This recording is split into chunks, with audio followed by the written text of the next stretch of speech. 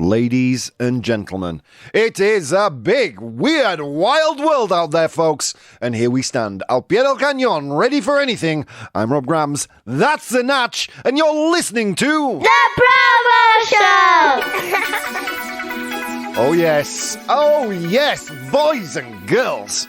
How are you doing out there? It's Jueves. Bum, bum, bum, bum. Yeah, it's the gateway to the weekend, Natch. We're almost there, man. We're almost there.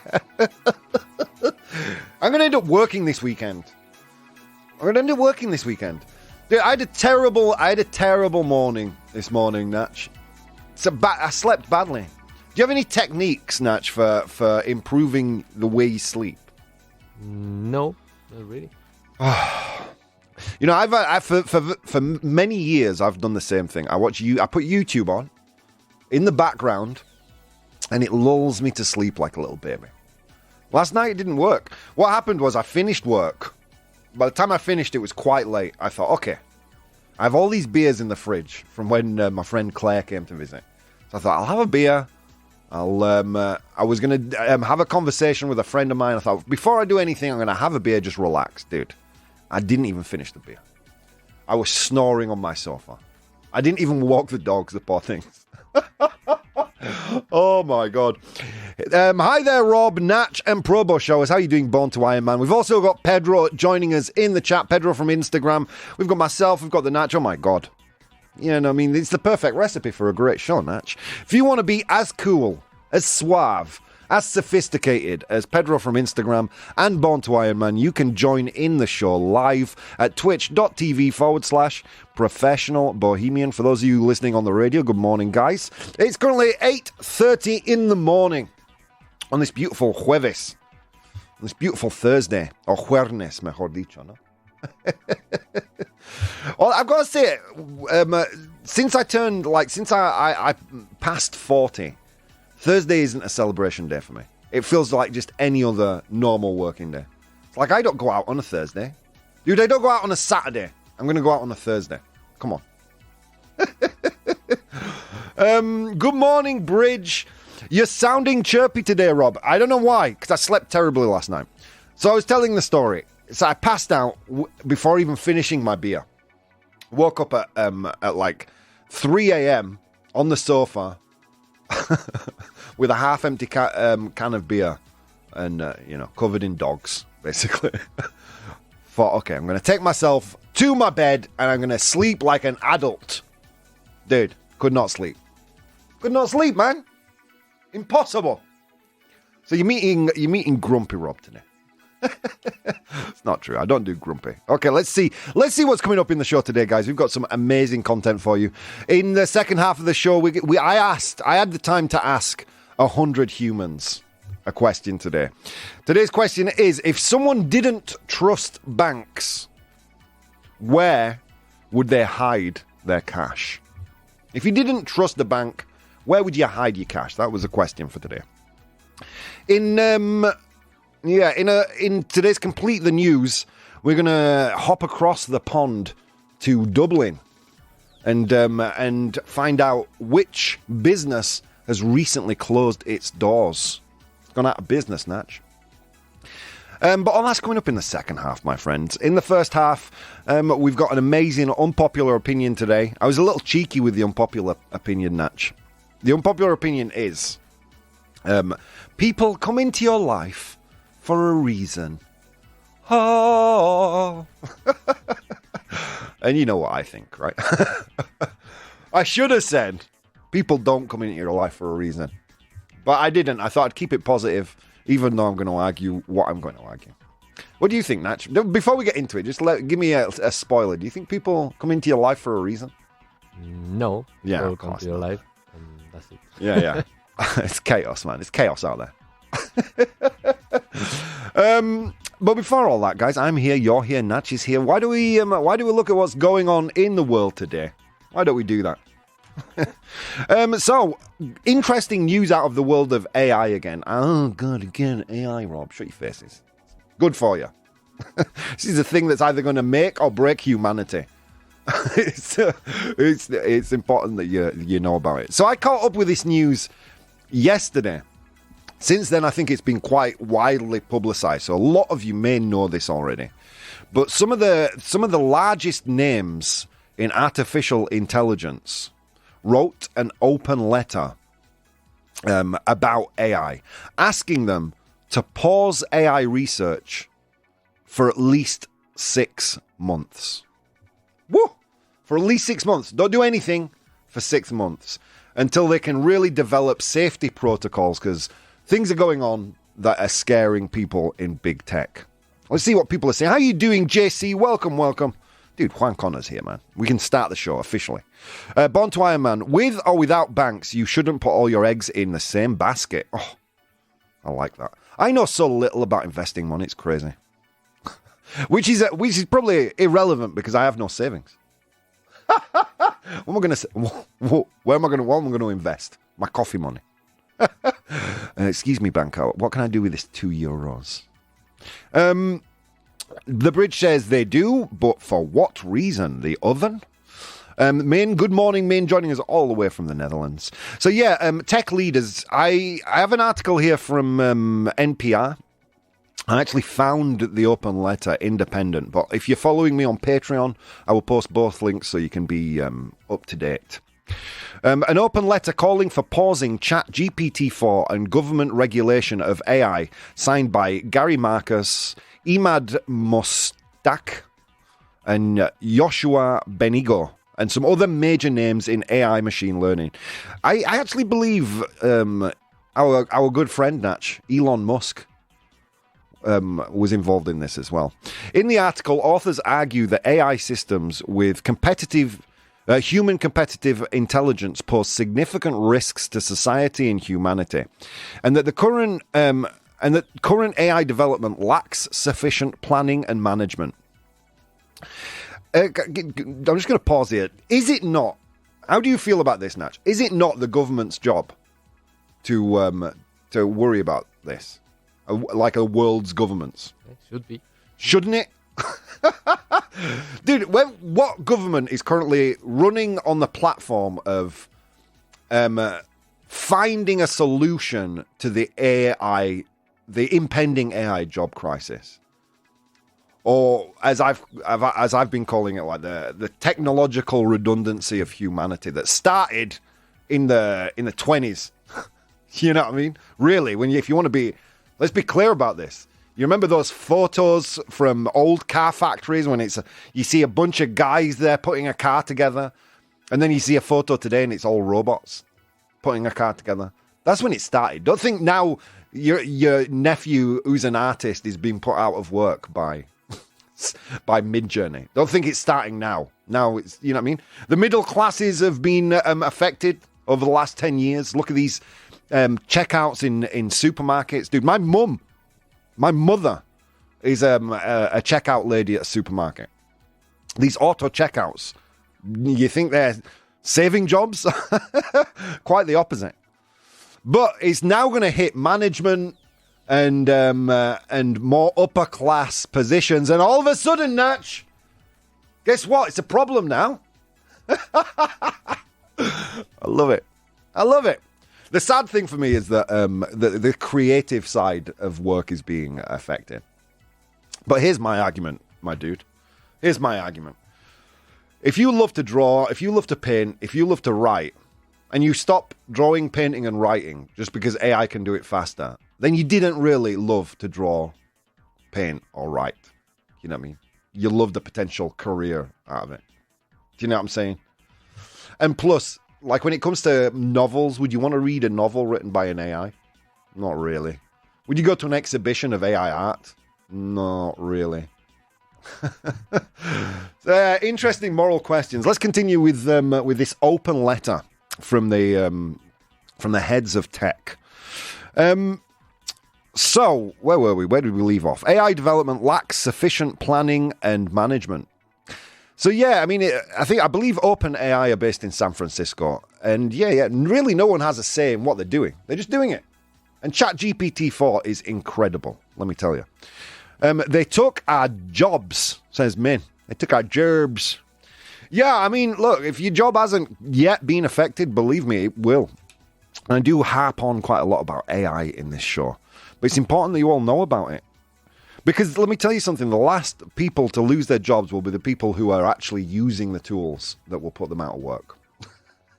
Sounds kind of counterintuitive, but it's true. Like the machine operators in those car factories, those are the ones who kept the jobs because they were operating the robots.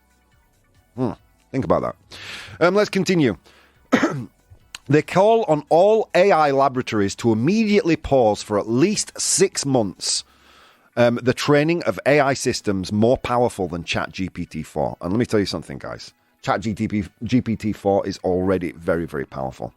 And use this time to jointly develop and implement shared safety protocols for advanced AI design and development that are overseen by independent outside experts. Dude, how is it leaders of big tech are doing government's job better than government is? I find that so immensely frustrating. Pedro, no government is equipped to even opine about how to secure AI. They're much too busy trying to win the next election with stupid politics for the masses. Can we get a ProBoh approved for Pedro? ProBoh approved. Exactly.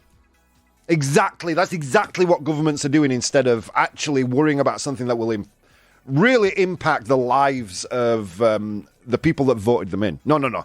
They're much too occupied with popularism and sound bites to win them the next election. So short-sighted, man. Drives me insane living with that knowledge in my head. Oh. Let's continue.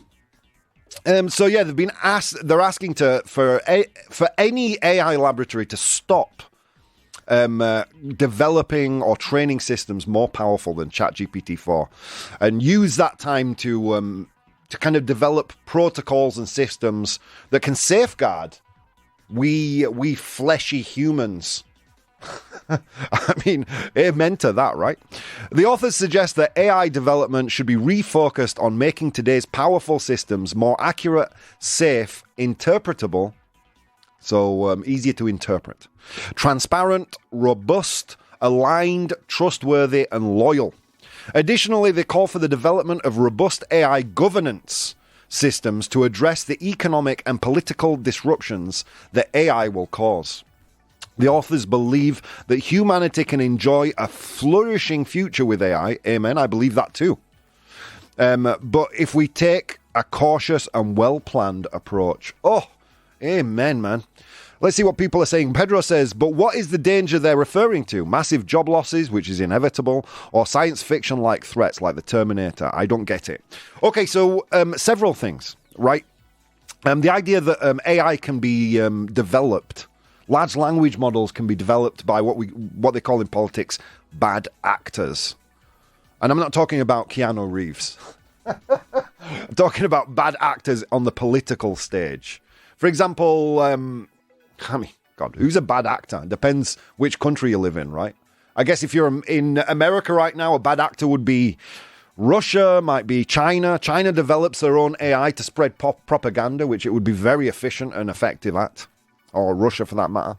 Or if you live in Russia or China, America, Europe, you know, who's a bad actor? So they're worried about bad actors on the political stage adopting and using AI for subterfuge, or even programming viruses, computer viruses, things like that.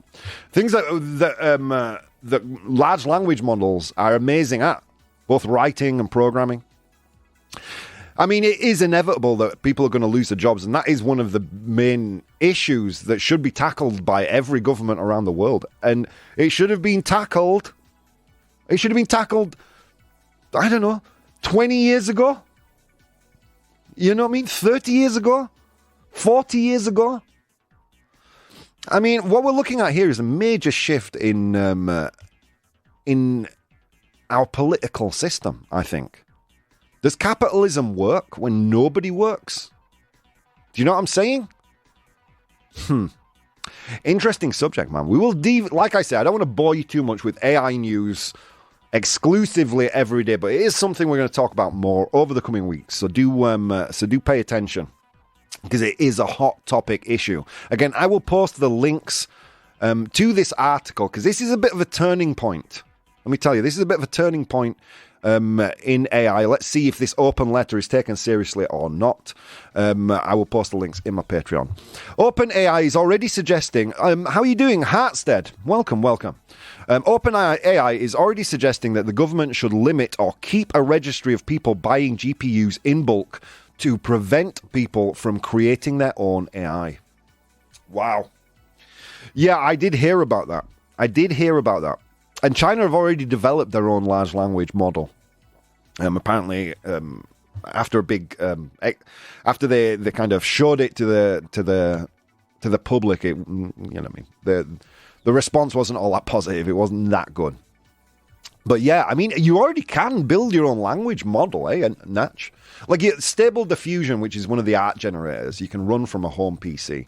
The thing is, these things are so resource heavy that if you wanted to build something as powerful as a ChatGPT-4, as Hartstead correctly suggests, you'd be buying CPUs in bulk.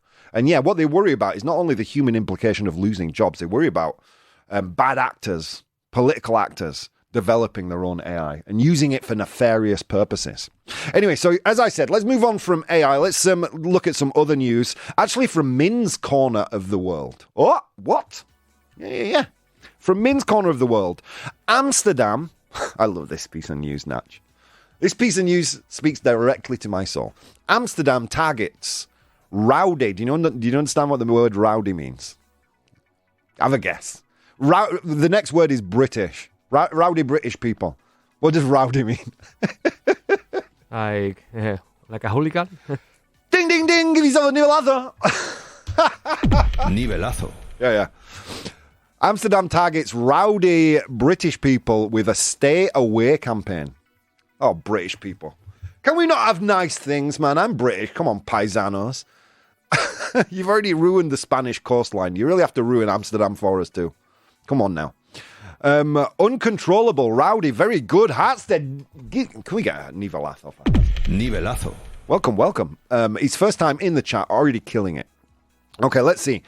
So Amsterdam targets rowdy Brits with a stay away campaign. The Dutch capital has long been trying to curb rowdy behaviour, so kind of raucous, disruptive behaviour. Unrest creating British tourists, exactly. I mean, to be fair, we are the worst. The one thing I will say, every time I've been to Amsterdam, and Amsterdam is Mecca for me, because I love Van Gogh, and for no other reason. Every time I've been to Amsterdam, I've been on my best behaviour. I mean, to be fair, I very rarely leave the coffee shops. That's basically where I'm at. I love coffee, as you well know, people. But I have borne witness to rowdy Brits. They can't handle the more kind of the illegal drugs over there and the beer mixed together, and it's just chaos. And it's embarrassing. It's really embarrassing to see on the European stage people from your home country just, being idiots. But anyway, the Dutch capital has long been trying to curb the rowdy behaviour of stag parties. We spoke about stag parties. Despedido de soltero. Oof. Despedida. God damn it! Give me a break, guys. I've only been here 15 years. More or less. Anyway, let's continue. Especially near the famed red light area where sex workers operate. Dude, weird. Have you ever been to Amsterdam? No, I only was one night, so not enough. Yeah, I've been quite a lot back in my university days, and pretty much every time I've gone with Andrea, and it's just the weirdest thing. You're there, you're eating your breakfast, and right next to you is a window with a red light and curtains, and a sex worker it's sat in there just reading a newspaper. It's just the oddest thing. Even worse, you're eating your breakfast and one of those curtains is closed. You know what I mean? Just odd. It's odd, but a really amazing place culturally speaking. Let's continue. The campaign The new campaign dubbed Stay Away will involve people searching online for some getaways in Amsterdam receiving special warnings. The campaign will commence in Great Britain, aimed at males in the age category of 18 to 35. All right. We're welcome, Natch. Me and you, we're welcome. We're too young. We don't fit in the age bracket. From 18 to 35 years, Amsterdam City Council said in a statement. Yeah. Dude, British people, come on. Chill out. Chill out. All right, guys, you know what we're going to do? We're going to go to today's unpopular opinion. Unpopular opinion. All right, guys, what is an unpopular opinion? An unpopular opinion is a brain fat, un pedo cerebral, pedo mental, that I share with you on my Instagram. And today, and then we vote on it today. Today is the final say. You guys will tell me, is it true? Is it false? Today's is people come into your life, they enter your life for a reason. People enter your life for a reason. What do you think, Natch? Do people enter your life for a reason? No, right? No. Guess how people voted on Instagram. I think they have said no. 52% of people said true. I mean, let's be fair, it's Instagram. It's Instagram. You know, some of the most shared content is Zodiac Fleming readings. And you are a pretty fat flower capable of anything. So yeah, of course they're going to say true, aren't they? Look, before I get into my own thoughts and feelings, let's go through a pro and con argument. Do people come into your life for a reason? Some people say yes. Interactions with others can teach valuable life lessons, helping individuals grow and develop. People entering our lives may offer much needed support or guidance during challenging times. New connections can lead to personal and professional opportunities. People who come into your life often bring shared experiences, creating a sense of belonging and camaraderie. Okay, arguing against that people come into your life for a reason. Here we go. Many interactions and relationships can be attributed to chance or circumstance. Temporary connections, not all relationships are deep and meaningful. Not all relationships change your life, people. The person I've spoken to the most over the last 2 months is the Burger King delivery man. I'm not going to be putting him into my will. So not every connection is deep and meaningful. Unfortunately, some people may bring negative influences and experiences into your life. Was that meant to happen too? Overemphasis on meaning. Believing that everyone enters our lives for a reason can lead to an overemphasis on finding meaning in every interaction, potentially causing stress and disappointment when a clear purpose is not apparent.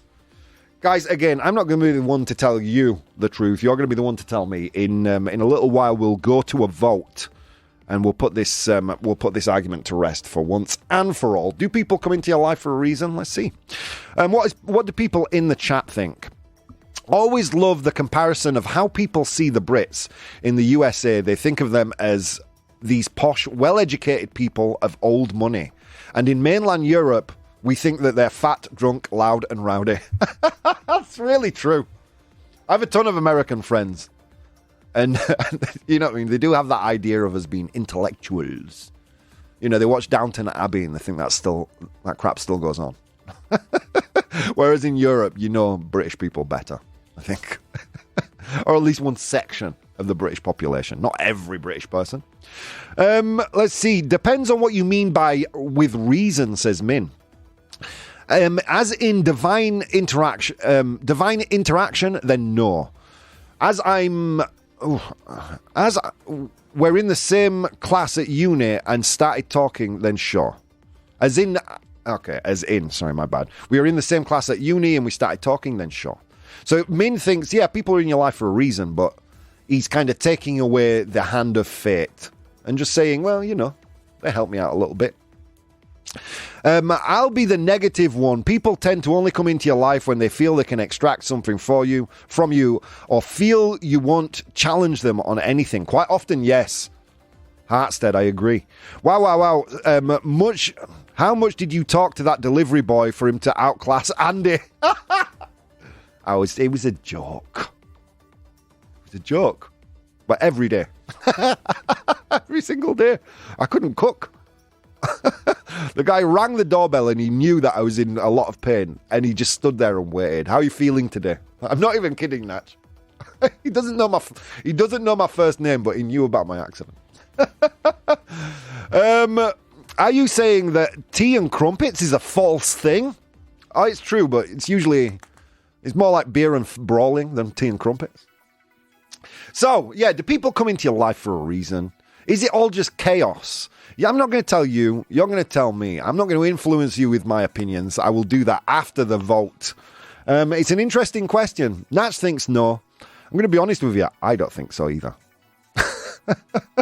But I'll get in more deeply into that in the next part of the show. Guys, what an honour. It's Thursday. We've had finally a full week together. A lot of things you could be doing today on this beautiful Thursday morning. Instead of doing those things, guys, you have taken the time to spend some time with Natch and I, and it means the absolute world. Guys, I will see you soon.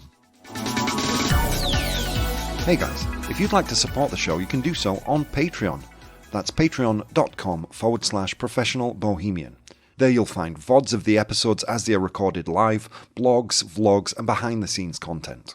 If you'd like to watch the show live, you can do so on twitch.tv/professional bohemian, and you can participate in the polls we use in the show on Instagram @professional bohemian or Twitter @ProBoh, ProBoh. Okay, on with the show. Welcome back to the show, ladies and gentlemen. You're listening to the ProBoh Show. How are you doing? A big special hello to all you amazing podcast listeners. Thank you for downloading the podcast, for rating it, all that good stuff. Yeah, I really appreciate it, man. Especially having come back after such a long break. Yeah. Means the world. Thank you so much, guys. So if you're just tuning in, what were we talking about in the first half? Well, we dived into the world of AI and looked at an open letter released by some of the leaders of the tech industry, saying that that AI laboratories need to immediately stop creating or developing or training more AI models until it's better understood the inner workings of these models, until they have developed safeguards and protections for humans. And it sounds like a great idea. My only question is, why is this coming from tech leaders and not governments around the world? Because, as Pedro quite rightly said, governments are way more interested in winning your vote in the next election than they are about actually doing anything. Am I right? Come on. And then we went into today's unpopular opinion, which was, people come into your life for a reason. And Natch, the people have spoken. We're not going to go there right now. First, we're going to look at the chat. Let's see what people were saying. Hang on, I need to do some scrolling. You guys are doing good work today. Okay, let's see. Pedro says, guys, he needs to leave. And have a great day, Pedro. Here are my votes for today. No, people don't come into our lives for a reason. Or not more than we come into their lives for a reason, which is none. It would be self-centric and narcissistic to approach relationships Another thing to approach relationships like this. Another thing is trying to relate to others in such a way that enriches our life experience and theirs, if we think it's worth it. Dude, amen to that. I'm in sync with Pedro on this, Natch.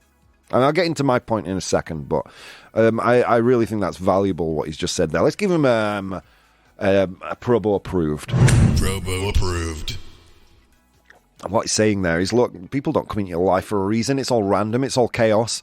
But the fact that you can take meaning from it, that is an individual thing, you know? Okay, let's continue. Min said they're all mad, that British people are mad. Did you know that some of them call lunch dinner and then they call dinner tea? It's madness. And Hartstead agrees. It's true. In the north of England, where I'm from, we call lunch dinner. What do you want for dinner, love? And then we call dinner tea. God help you. God help you if you're learning English and you go to the north of England, man. It's like another world. Let's continue.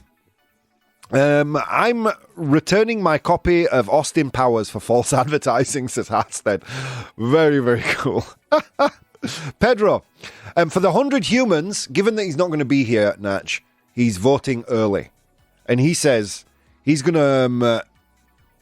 he's given me a few answers there, but he says basically, for Complete the News, he's going to say whatever you say. So your vote counts too today, Natch. All right, so let's see. Rafelka's here. The only reason is that you bumped into them. But you could never, you could have met anyone else. Don't look for meaning. God doesn't guide anything to bump into you, or anyone to bump into you. Not even the devil. I like that. I like that. Here's my thought, Natch. Here's where I am with this argument. No, I don't think people come into your life for a reason. But let's face it. You know, people come into your life for a reason implies some kind of the hand of fate, kismet, however you want to call it, or even God himself if you subscribe to a Christian religion. I don't believe that. I don't believe that. Now, you can take meaning from relationships. You can learn things from everyone that crosses your path. But not everyone that crosses your path, my friends, make a deep impact. There are tons of people that you probably speak to every day and have very surface level conversations. At some point in time, you may leave your job. You never speak to those people again. They'll never speak to you. You'll never think about each other, and you've had zero impact on each other's lives. And you know what? That's fine, because not everything has to mean something in this world. We often think about relationships and people coming in and out of our lives like, we say ships that pass in the night. Have you ever heard that expression, Natch? The idea being that, you know, you were predestined to meet this person and then to slowly drift apart, having left that encounter enriched. That is some BS, man. I mean, he kind of treats relationships as that you have no agency in those. You know, as inevitable and unwavering as planets circling a sun. You know, at different speeds, you encounter, you share a journey for a little while. It was written in stone, Natch, that me and you would be sat here on this beautiful Thursday making this radio show. No, it wasn't.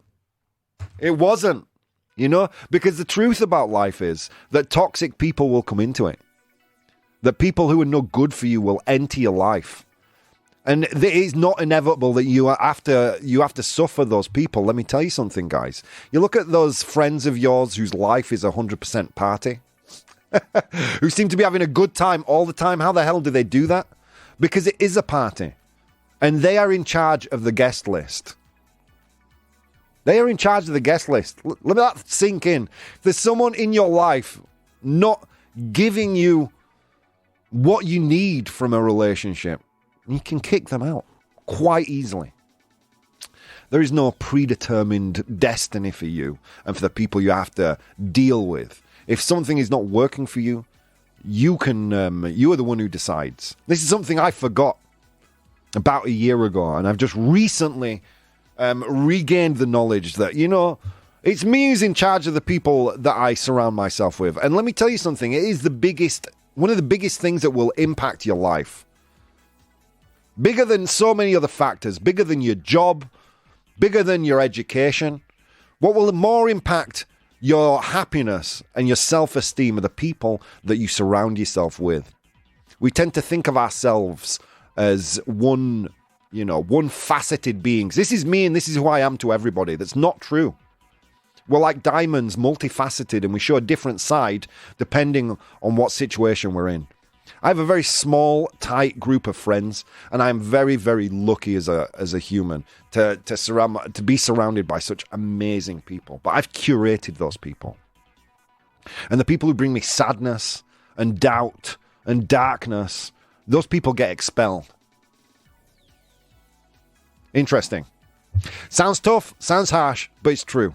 You are the one in charge. And if you're going through a tough time right now, take a look, or some self-doubt, take a look at the people that are in your life. And take a look at what they're reflecting back at you. Interesting.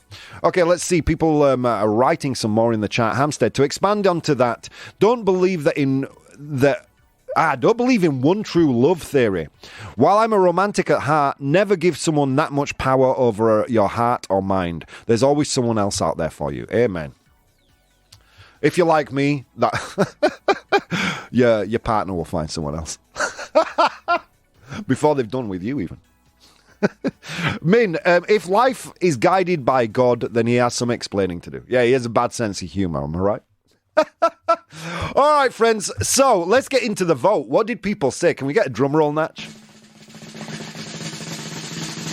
The people who really matter, the final say on whether people come into your life for a reason. Woo! Here we go. Do people come into your life for a reason? 80% of you said no. I like that. Got a sensible team in the chat today, Natch. All right, so there you have it, guys. That's the end of today's unpopular opinion. Thanks for participating. Some really great points in the chat. Can we get them? Can we get a global ProBoh approved? ProBoh approved. Oh, I guess a ProBoh stamp of approval, my friends. All right, let's go to 100 humans. Oh my God, it was a long walk to work today, Natch. Long walk. And on that walk, I encountered exactly 100 humans. Ask me, how does that happen every single day? I don't know, Natch. Just happens. And I asked them all a question. Today I asked them, if someone didn't trust banks, where would they hide their cash? So if you didn't trust a bank, what would you do with your money? Where would you hide your money? I asked them that question. They gave me their answers. I have the 7 most popular answers right here. Your job in the chat is to identify those top 7 answers. As always, we're going to go to the Natch. Well, the typical thing in Spain, at least, was under the mattress or in the mattress. Ooh, under the mattress. Under the mattress. Good answer. Yeah, I think that's typical. That must be kind of human nature because even in England, it's the same. It's typical, we hide it under the mattress. However, I'll be honest, it's kind of like one of those things you say, but I've never seen anyone do it. Have you ever hid money under your mattress? No. Dude, I know what I do on my bed. I don't want anything valuable there. No way, man. No way. I was just quickly scrolling, looking for what Pedro from Instagram said. He said mattresses too. A home... Oh, we'll get to that one. So mattresses. Both you and Pedro from Instagram said mattresses, but is it there? Yes, it is. Oh, we're off. And Natch, let me tell you something. 23 of 100 humans said mattress, making it the number 1 answer. To be fair, that was Pedro from Instagram who wrote it even in the first half of the show. But Natch too, because you're not looking at the chat. So I appreciate that, Natch. Well done. So Pedro and Natch, well done. Immediately unveiling the number 1 answer. Impressive. But there are more. 6 more. Born to Iron Man says a home safe. A home safe. Is a home safe there? A caja fuerte, you say in Spanish, right? Vaya nivelazo. Oh my God, Natch. That was a quick one today. And you know what? I don't even have DeepL or Google Translate. That was from the top of my tired brain today. So home safe, is it there? Yes, it is. Well done. Born to Iron Man, well done. A home safe, a caja fuerte, a safe. Well done. Yeah, it's there with 21 of the 100 humans. It's in second place. Oh, killing it. Okay, next one. Let's see. Do people actually hide stuff under their mattress? Asks Min. Nah, come on. I mean, if I had money to hide, I wouldn't be hiding it there. I don't know where I would hide it, but not there. Let's see. Okay, interesting. Born to Iron Man says he would invest it in gold, silver, cryptocurrency. He would invest it. Rather than having it in a bank, he would invest it. And actually, Pedro from Instagram, he said stocks, real estate investment, that kind of thing. So would you invest your money rather than putting it in a bank? What do you think the 100 humans said? Is it there? Investing? No, it's not. Sorry, guys. I would love to... Have you invested any... Well, you have your own home. That's an investment, right? Yeah, I have a really nice guitar. Does that count? Yeah, why not? It was a gift. So investing your money. Sadly, it's not there, but probably great advice. Okay, let's continue. Behind a picture frame, says Rafelka. See, people are reticent to answer, Natch, because now we know where they hide all the cash. Hey, guys, by the way, tell me where you live. Behind a picture frame, is it there? No, it's not. Sorry, guys. Not all of these answers are about hiding money, per se. One of these answers is where a kid puts money. Where a child would put money. Whoa! Clues. Too early for clues. Born to Iron Man, collectibles, stamps, pictures. Yeah. There's no kind of investment type answers here, just to give you a clue. Self-storage facilities. So a storage facility. It's not there. Not there, guys. You guys are being awfully specific. Min says a piggy bank. A piggy bank. Do you know what a piggy bank is, Natch? Is that exported? Is that here in Spain? Yeah, la típica hucha con forma de cerdo. Exacto. But that's how you call it. Hucha de forma de cerdo. Well, it's called the hucha. Yeah. Different forms. Because the thing is, like, it doesn't even have to be in the shape of a pig, and you'd still call it a piggy bank. You know what I mean? When I first came to Vaughan, I swear so much that the team bought a piggy bank, and every time I swore, Annabelle and Thelia made me put €1 in the piggy bank.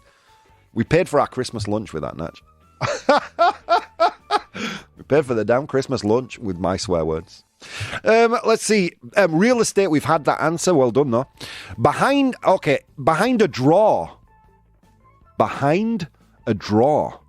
Un cajón, right? Would you say? Is that drawer? Cajón?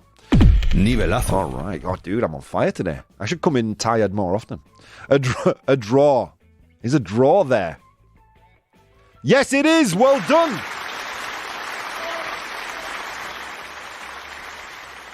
Looking at this, it might actually be harder than I anticipated. Rafelka, good work, sir. Yeah, a drawer is there. A drawer is there. Bury it in the garden. Dude, now that is a good answer. Bury it in the garden. But what did the 100 humans think? Somewhere where you would put your money other than a bank. In the garden. It's not there. Sorry, guys. But a great answer. Hartstead.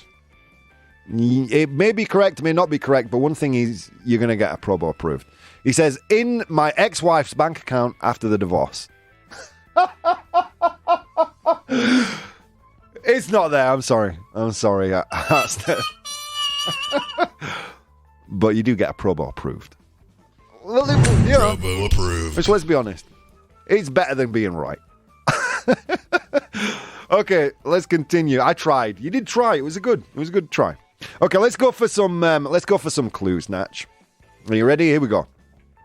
So, where would you put your money if you didn't trust a bank? I mean, the most obvious answer is something we all carry in our back pocket. You know what I mean? Like, before you go burying it in the garden, there is another option of where you would put your money. Do you think you can guess where that is, Natch? Your wallet? In your wallet. In your wallet. That's right, Natch. Well done. That was answer number 7 with only 2 of 100 humans said wallet. Under a mattress, 23% of the people say under a mattress. No one's thinking wallet. All right. Next one. Answer number 6. Typically used to store clothing. It's typically used to store clothing. We have a different way of saying it in English, or in British English and in American English. What do you think? Oh, Hartstead as an answer. What do you think, Natch? Wardrobe? Wardrobe, and Hartstead said closet. Dude. You guys are killing it today. Yeah, I don't know where Hartstead came from, out of nowhere being an MVP in the chat today. Well done. So, yeah, that's there with 5 of the 100 humans. It's in 6th place. You guys are only missing 2 now. Oh, no, sorry. My bad. You're missing... You're missing 1. And it is the most unlikely, weird answer. And 15% of the 100 humans said it. Wow, how do I give a clue for this one? If you wanted vegetables to last a very long time, you would put them in this place to stop them from decomposing, or you want to maybe eat them over the space of a month.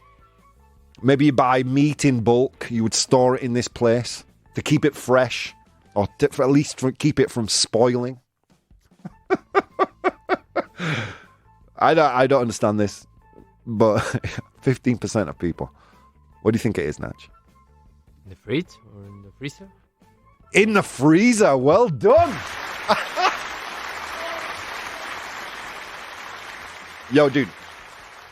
It's not my fault that the 100 humans are paletos, right? It's not my fault.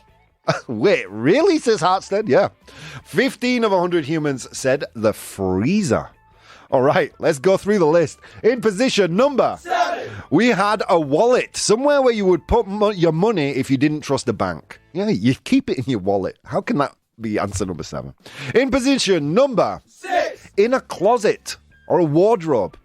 Closet, US English, wardrobe, British English. In position number 5 was a drawer. A drawer, un cajón, right? In a drawer or behind a drawer, a drawer.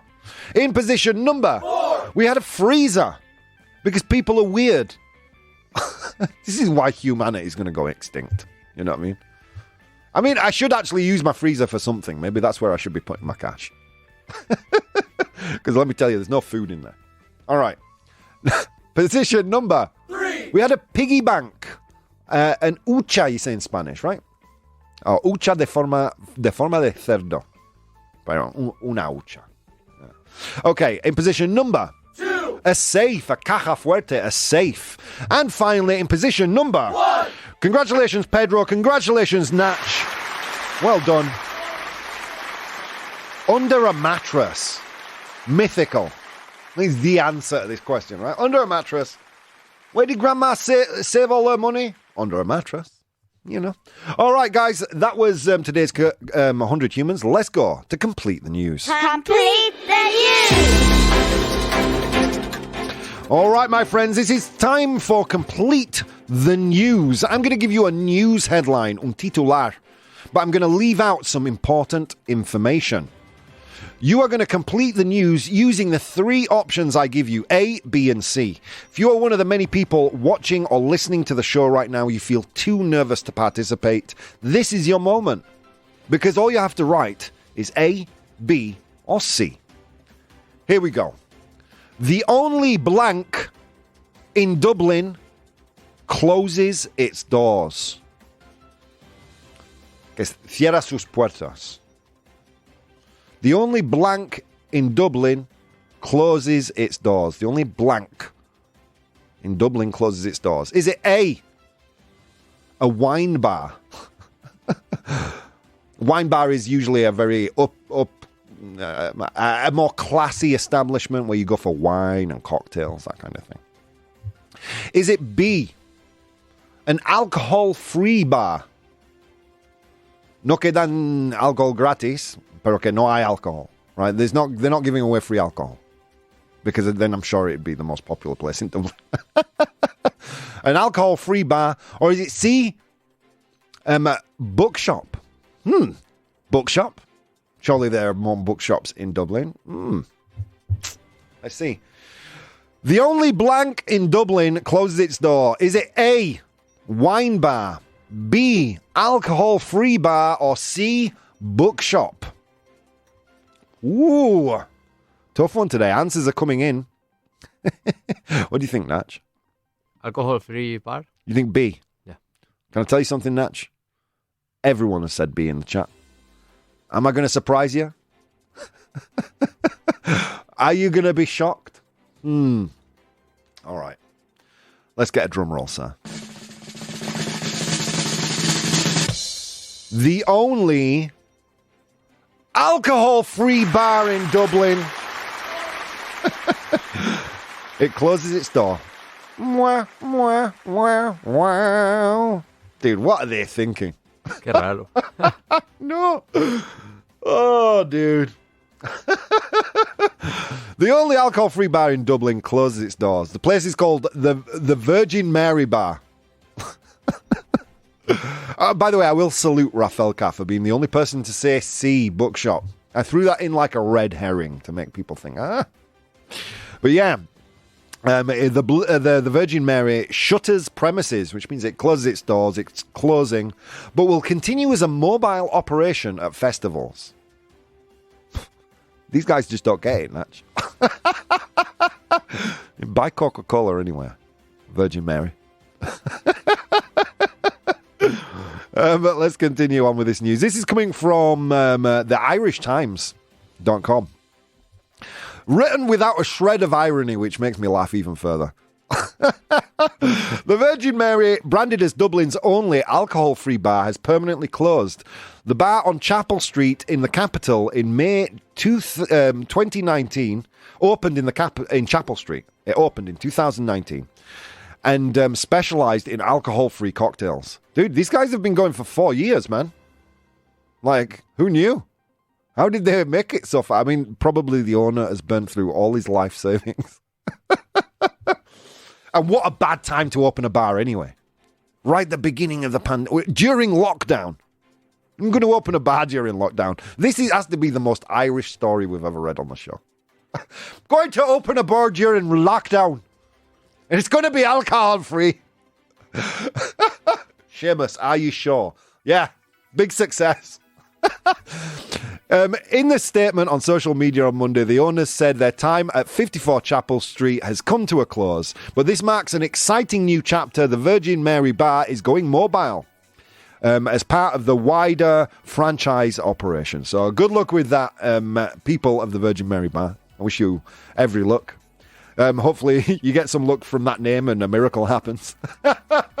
All right, my friends, that's all we've got time for. Hope you enjoyed the show today. Lots of news, lots of madness. I've had a blast. Thank you so much for coming. Guys, as always, there are so many things you could have been doing this morning, but instead of doing those things, you decided to take the time to spend some time with Natch and I, and it means the absolute world. See you tomorrow.